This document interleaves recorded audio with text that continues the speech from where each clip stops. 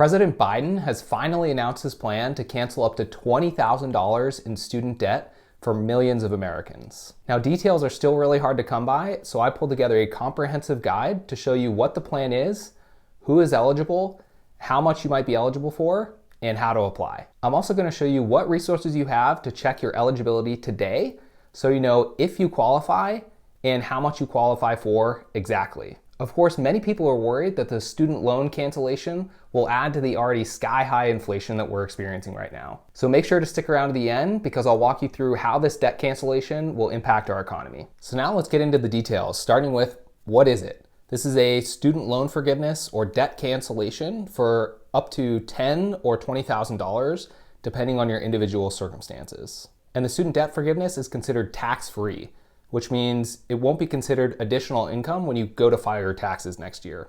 This plan also included an extension on the student loan moratorium until December 31st of 2022. Now, President Biden made it really clear that there wasn't going to be any additional extensions beyond that. So I would expect payments to resume on January 1st of 2023. Now let's talk eligibility. First and foremost, the most important criteria is, do you actually have any student loans, and are they federal loans? Any student debt that you have through a private bank or private lender will not be eligible for this program. So if at one point you had refinanced some of your student loans or all of it, anything held privately is not eligible. The next criteria we have is income thresholds. So for single individuals, the threshold is up to $125,000 a year. And for married, it's $250,000 a year. And throughout all the material that I looked through, these income thresholds apply for either the 2020 or 2021 tax year. So if you were under the limit in 2020, but over in 2021, you should still qualify for the full amount.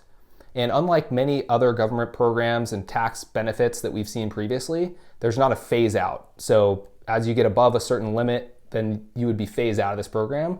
It's a hard cutoff. So if you're below those limits, you'll qualify for the full amount. And these income thresholds are determined by your adjusted gross income, which is found on your tax returns.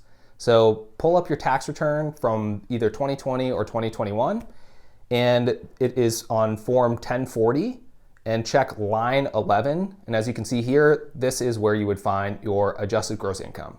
Now, the amount of relief that you're eligible for depends on whether or not you've received a Pell Grant in the past. So if you did not receive a Pell Grant, then you would be eligible for $10,000 of forgiveness. But if you did receive a Pell Grant, then you qualify for up to $20,000. Now, if any of you are wondering if you got a Pell Grant in the past, maybe it's been a decade since you went to school and you can't remember how much you qualified for, log into your studentaid.gov account. And then as you can see from this image, which is a screenshot of the dashboard or main page of the studentaid.gov website, if you have any money here on the right-hand side, which is the grants in green, and if you see this Pell Grant here at the bottom, and you see money in there, then you know that you qualify for that $20,000 of aid. And then, of course, take note on the left-hand side here, you can see what your remaining loan balance is. Now, there is a time restriction for these loans as well. So any loans that were secured before June 30th of 2022 are eligible for relief. Anything after that, so if you just took out student loans in this month in August or in July, those would not be eligible for relief. And finally, all undergrad, graduate, and Parent Plus loans are eligible. So if you are a parent of a student and you took out loans on their behalf, you would be eligible, of course, if you meet the other criteria. And if you are a grad student who took out Pell Grants as an undergrad and paid those off, but still have graduate student debt, from everything that I've looked at, you still would qualify for that $20,000 of relief, of course, assuming you meet the other requirements. So it doesn't really matter what type of student debt you have because they're eligible to receive the entire amount. Now, how do you apply for the student loan cancellation or debt relief? So applications are not yet open, but the government is saying that in October is when you should be able to apply. And for anybody who applies within the first couple of weeks, should have their applications processed and relief applied before student loan moratorium ends at the end of this year. So if you're able to act quickly, then you should be able to wipe away whatever portion of student debt that you have before interest payments resume in January. So when applications do open, they will be on the Department of Education's website. So make sure you keep an eye on that so you're able to apply as soon as applications do open, most likely in October. Now, probably the biggest question most Americans have, the people who aren't eligible to receive any type of aid, They want to know, how is this going to affect the economy, and will this increase inflation or not? So first, let's understand from a big picture how much debt or how much money we're going to be injecting into the economy with this program. So Wharton pulled together a budgetary model, and they estimated how much this would impact the economy, or how much this would cost the US taxpayer over the next 10 years. And they're estimating anywhere between $500 and $600 billion over the course of 10 years. Now that sounds like a lot of money, and of course it is, but it's hard to understand how big that is without comparing it to other large chunks of money. So let's take a look at this article from the New York Times. And this talks about the $5 trillion of stimulus money that was spent during the pandemic. So you can see this left-hand side here, this is all of the money that went to individuals and families. So this was the actual stimulus money, which was $1.8 trillion.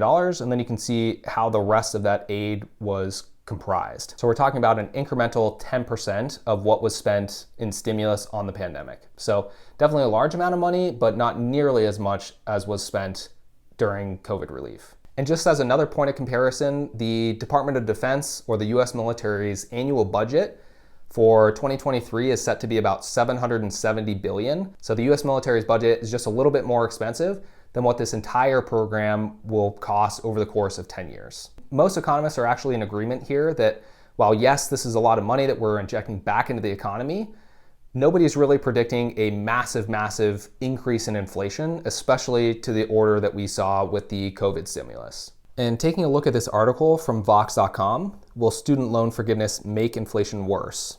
So starting with this paragraph here, Larry Summers, a former Treasury Secretary under President Bill Clinton, said that student loan debt relief raises demand and increases inflation. Jason Furman, an economist at Harvard University and a top Obama administration economic advisor, tweeted, pouring roughly $500 billion of gasoline on the inflationary fire that is already burning is reckless. But I think it really comes down to how people are going to spend their money and how purchasing habits are going to change. And this is what this article points out here. Nobody has been required to pay their student loans since the start of the pandemic. Michael Pugliese, an economist at Wells Fargo, said he expected the policy to likely only have a marginal effect on inflation since borrowers aren't actually gaining cash, but rather seeing an increase in their wealth. People might be inclined to spend more if they received a check in the mail or if their annual salary increased, but it's unclear how dramatically people would increase their spending if they had less student loan debt to pay off. And economists at Goldman Sachs agree with this. Basically, they just say that the net effect of the student loan cancellation will be relatively small, because at the same time student debt is being forgiven, at the beginning of 2023, that's when student loan payments will resume. So you'll have the net effect of both happening at the same time. Now I'm curious what your take is and how you think student debt cancellation will impact the economy. So be sure to let me know in the comments below what you think is going to happen. And if you're also curious to hear why Zillow says the housing market crash has started, be sure to click this link right here.